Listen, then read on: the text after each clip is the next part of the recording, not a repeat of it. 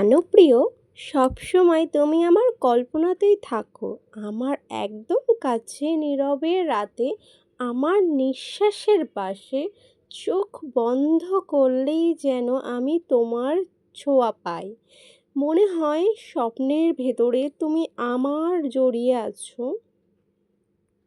বাস্তবের দূরত্ব যতই হোক দীর্ঘ, তবুও মনে হয় আমার মন তোমার মনের সাথে নিঃসঙ্গ। হাজার ভিড়ের মাঝেও তুমি শুধুই আমার অনুভবে, তুমি আমার খুব কাছে থাকো। যেন মনে হয় তোমার হৃদয় আমার হৃদয় স্পর্শ করে। দূরে থেকেও মনে হয় তুমি আমার হৃদয়ে এক অদেখা স্পর্শ হয়ে রয়ে যাও। বাস্তবতা যদি দেয় দূরত্বের দেওয়াল, তবুও তোমার প্রতি আমার ভালোবাসা অটুট থাকবে চিরকাল।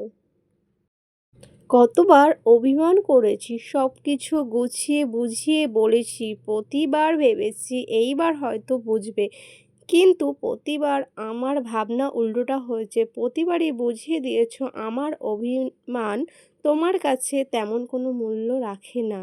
এক সময় এসে বুঝলাম এত ব্যাখ্যা দেওয়া আসলে কোনো দরকার ছিল না।